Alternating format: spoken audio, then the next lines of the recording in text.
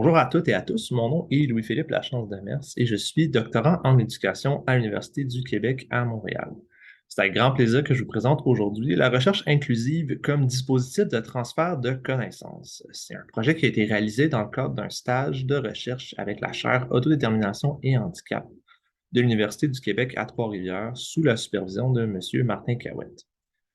On est parti d'un questionnement initial où on se demandait en fait comment les personnes qui ont une déficience intellectuelle ou un faible niveau de littératie ont accès à l'information et ou aux connaissances. Parce qu'on sait qu'on souhaite vraiment favoriser l'autodétermination de ces personnes-là et leur participation sociale.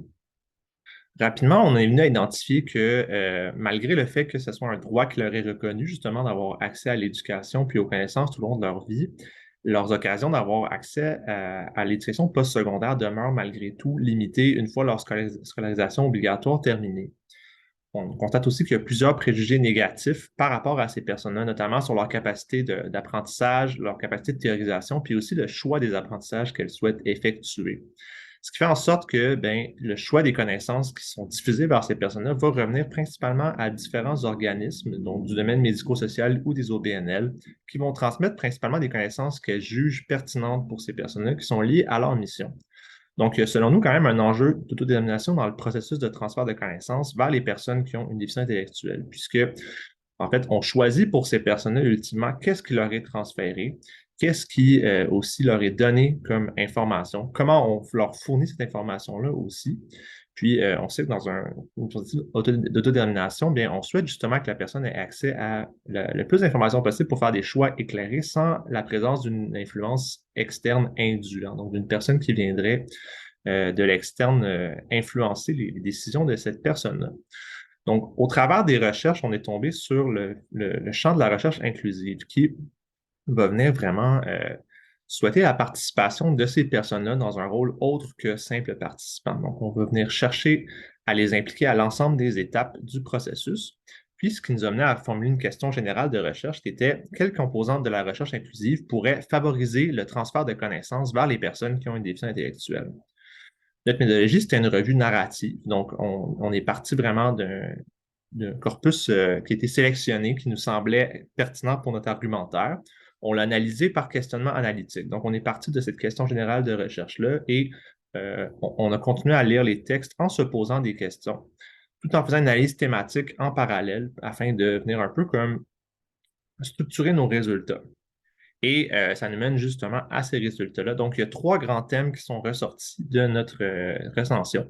D'un côté, il y a premièrement des connaissances qui sont co-construites, qui sont à la fois accessibles et utiles.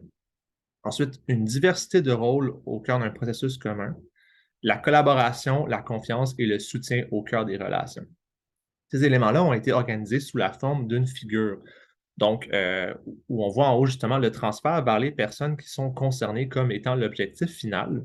Puis, cet élément-là passe d'abord par la production de des connaissances qui sont accessibles et utiles. C'est une des forces de la recherche inclusive. Donc, en impliquant les personnes au cœur même du processus, généralement, les connaissances qui sont formulées sont déjà, si on veut, accessibles et prêtes à être transférées vers ces personnes-là, puisqu'elles ont déjà été, si on veut, structurées par les personnes qui sont concernées.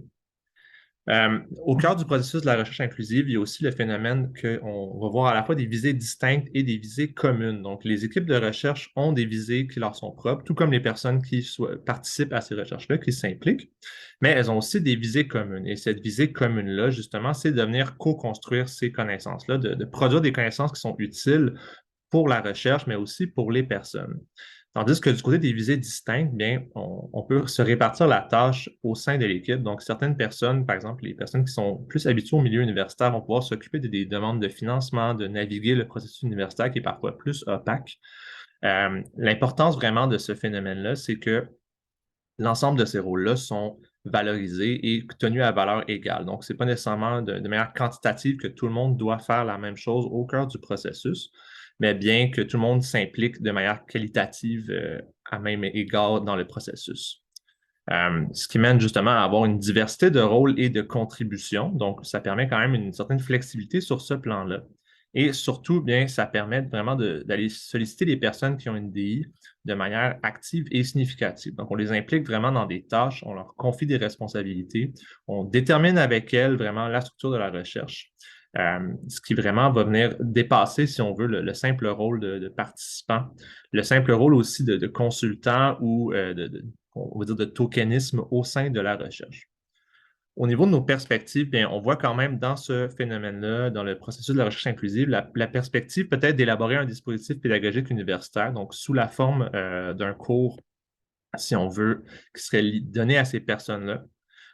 C'est certain aussi qu'on peut aller chercher une certaine prise de pouvoir des personnes qui sont concernées en leur permettant vraiment de s'impliquer dans le processus de transfert des connaissances. Et finalement, ben, ça vient aussi démocratiser l'accès aux connaissances pour ces personnes-là. Donc, j'espère que vous avez apprécié la présentation. Je vous remercie pour votre écoute.